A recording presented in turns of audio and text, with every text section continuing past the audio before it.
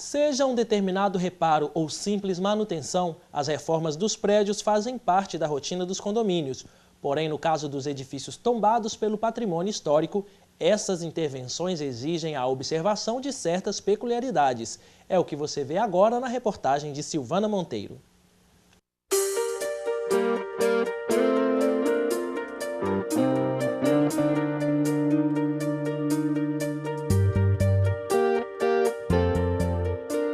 O tombamento de um imóvel é um ato administrativo realizado pelo poder público com o objetivo de preservar bens de valor histórico e cultural. O instrumento do tombamento ele foi previsto e é regulamentado no Decreto-Lei número 25, que é de 1937. Essa é uma norma que tem validade para todas as unidades da Federação. Em Minas Gerais, há cerca de 3.700 imóveis tombados e quase 700 deles estão em Belo Horizonte. Há necessidade que o bem seja portador de algum atributo relevante para a sociedade brasileira. Esse atributo pode ser, por exemplo, de antiguidade, um bem que tenha 200, 300 anos. Pode ser um atributo de raridade, ou seja, um bem que existe somente um, ou existem poucos. Pode ser um atributo arquitetônico, por exemplo, uma obra projetada por Oscar Niemeyer.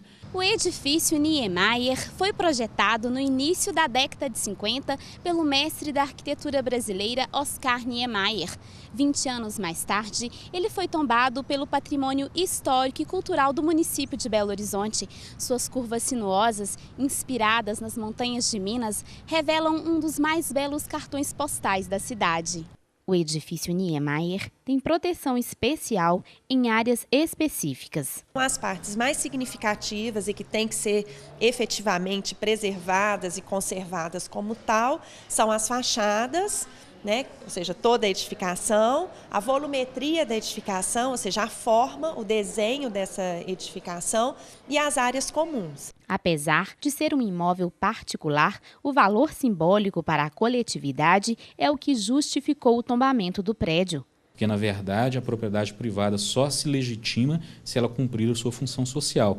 E a função social, ela diz respeito também à preservação dos interesses culturais. Mas se hoje ele é valorizado como um bem cultural, o edifício Niemeyer já foi alvo de uma disputa judicial e correu o risco de nem mesmo existir.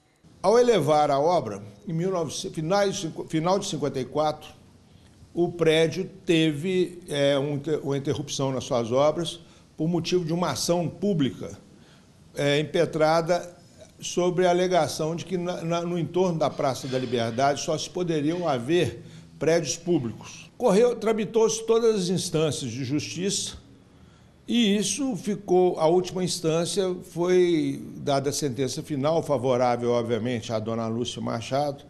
Um livro edificado que guarda em suas páginas uma história coletiva e, ao mesmo tempo, muito particular para este morador. Foi no final da década de 70, o doutor Tancredo, meu tio, perguntando para o meu pai por um apartamento nesse entorno da Praça da Liberdade, e papai informou ele que havia um prédio à venda aqui um apartamento à venda aqui no prédio. A partir daí, esse prédio ficou conhecido como o Prédio do Tancredo. Com mais de meio século de vida, as marcas do tempo já são visíveis, exigindo uma restauração. A gente já observa, por fora, que eles têm problemas sérios de reboco, eles têm problemas sérios de infiltração naqueles beirais, que formam aquelas pequenas lajes nas janelas, tem problema de desprendimento do revestimento, que é uma espécie de um ladrilho hidráulico, foi feito especificamente para o edifício.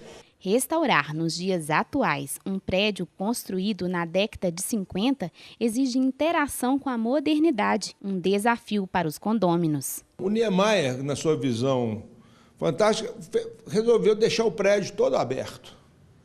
Hoje, um dos problemas sérios que nós passamos é a segurança. Como o patrimônio vai permitir, para efeito de segurança, a gente nos cercar. Eu vejo hoje aí casas tombadas, cercadas por blindex, cercas que não comprometem a a visão externa do imóvel. Proprietários de imóveis tombados podem ser beneficiados com incentivo fiscal para realizar a manutenção. Os proprietários eles podem fazer jus à isenção de IPTU. Então, o que é a isenção de IPTU? Ele não recebe o imposto, ele não paga o imposto naquele ano, mas ele reverte, né, aquele valor para conservar, para ajudar na conservação da edificação. Há também um programa especial da Fundação de Cultura da Prefeitura de Belo Horizonte, o Adote um Bem Cultural. Nele, empreendedores podem promover a restauração e a conservação e fazer a propaganda de sua empresa nas fachadas da edificação durante a obra, como está sendo feito no IAPI, conjunto de prédios localizado na região noroeste de Belo Horizonte. Desembargador Gilberto, a gente viu aí que as regras protegem bem os imóveis que são tombados. Agora, e no caso de alguma obra de reforma, alguma intervenção que for feita nesse prédio, não respeitar as regras que foram pré-estabelecidas, quem responde por isso?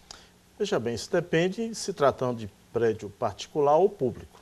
No prédio particular, responde tanto o proprietário ou quem deu causa, conforme a teoria geral da responsabilidade, e aquela autoridade que autorizou e acompanhou a reforma. No prédio público será a autoridade, né, a quem incumbe a análise da necessidade da reforma, a programação da reforma e a sua execução.